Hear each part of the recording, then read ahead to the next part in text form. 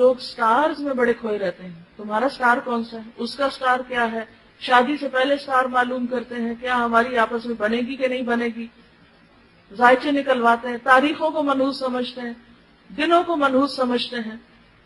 یہ سب وہمی اور خیالی باتیں ہیں. آپ نے فرمایا ان کی کوئی حقیقت نہیں. تو اب تو سائنس نے بھی اس بات کو ثابت کر دیا ہے کہ یہ سب کچھ بالکل فراڈ ہے, اس کی کوئی حقیقت نہیں.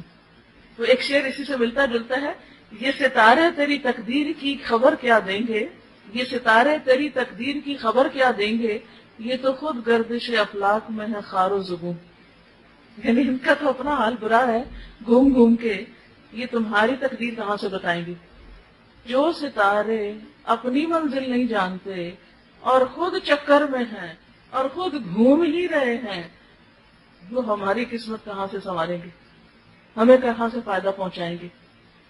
اور پھر آپ دیکھیے کہ یہ جو بات ہے نا کہ یہ جو ہاروسکوپ اور سٹارز اور ان کے پیچھے پڑے رہنا اور ان کی وجہ سے وہم کا شکار ہونا اور اخبار میں جھٹ سے سب سے پہلے کھول کے دیکھنا اچھا یہ ہفتہ ہمارا کیسے گزرے گا, اور مختلف لوگوں سے معلوم کرنا, اور سال شروع ہونے سے پہلے ہی سارے سال کی کتاب خرید کے رکھ لینا, اور قرآن کا اتنی پابندی سے مطالعہ نہ کرنا جتنا ایسی کتابوں کا. کیونکہ میں نے خود دیکھا ہوا لوگوں کو, وہ اتنی موٹی موٹی انگریزی کی کتابیں لے لیتے ہیں, وہ ہر روز کھول کے بیٹھے ہوتے ہیں, اچھا آج کیا ہوگا میرے ساتھ, اس مہینے میں کیا ہوگا, اس سال میں کیا ہوگا, زندگی کے کون کون سے سال بڑے خوش قسمتی کے ہیں, بہت اچھے گزریں گے, اور کون کون سے سال بھاری ہوں گے, اور کون سا دن بڑا بھاری ہوگا. یہ سب بے حقیقت باتیں. تحقیق سے ثابت شدہ نتائج علم فلکیات یعنی ایسٹرالوجی کی کھلی نفی کرتے ہیں. بالکل بوگس ہے یہ علم, کوئی حقیقت ہی نہیں اس کی. یعنی یہ جو علم نجوم ہے اور ستاروں کا انسانی قسمتوں پر اثر انداز ہونا ہے, یا چاند کی کچھ تاریخوں کا اور کچھ مہینوں کا منحوس ہونا ہے, یہ سب دماغی اختراع ہے انسانوں کی. اسی طرح ستاروں ہی سے متعلق حضرت زید بن خالد سے روایت ہے کہ آپ صلی اللہ علیہ وسلم نے ہمیں حدیبیہ میں صبح کی نماز پڑھائی. یہ واقعہ بارش کے بعد کا ہے جو رات کو ہوئی تھی. جب آپ نماز سے فارغ ہوئے تو لوگوں کی طرف متوجہ ہوئے اور فرمایا, کیا تم جانتے ہو تمہارے رب نے کیا کہا؟ اچھا, اس سے یہ بھی پتہ چلتا ہے کہ احادیث بھی اللہ کی طرف سے بذریعہ وحی نازل ہوتی تھی. صحابہ نے عرض کیا, اللہ اور اس کا رسول بہتر جانتا ہے.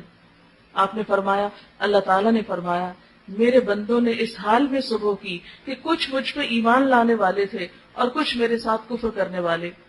جس نے یہ کہا کہ اللہ کے فضل اور اس کی رحمت سے ہم پہ بارش ہوئی, بس وہ مجھ پر ایمان لانے والا ہے, اور جس نے کہا کہ فلاں فلاں ستارے کی وجہ سے بارش نصیب ہوئی, بس وہ میرے ساتھ کفر کرنے والا ہے.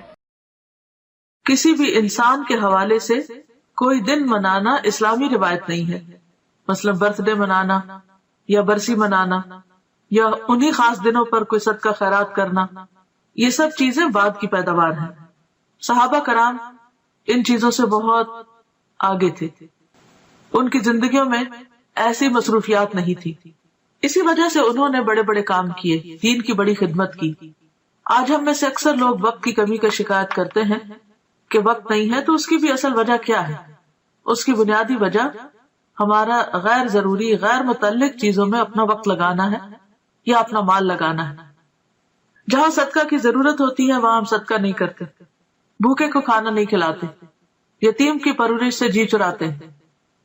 اسی طرح دین کے کام تبلیغ کے کاموں میں خرچ کرنا تو ہمارے ذہن میں ہی نہیں ہوتا, یا اس کو تو ہم صدقہ خیرات میں شامل ہی نہیں کرتے, یا صدقہ جاریہ کے کام یا پروجیکٹ جو ہیں وہ نظر انداز کیے رکھتے ہیں.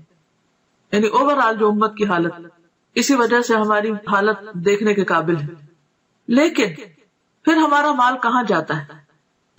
یا تو وہ شادی کی بڑی بڑی تقریبات میں صرف ہو جاتا ہے, یا پھر وہ وفات کے موقع سے متعلق بہت سے جو رسم و رواج ہم لوگوں نے عام کر رکھے ہیں ان میں خرچ ہو جاتا ہے, یا پھر اسی قسم کی نظر اور منت ہے جس کا اسلام میں کوئی بھی تصور نہیں, کوئی اس کی اوریجن نہیں, ان میں خرچ ہو جاتے ہیں.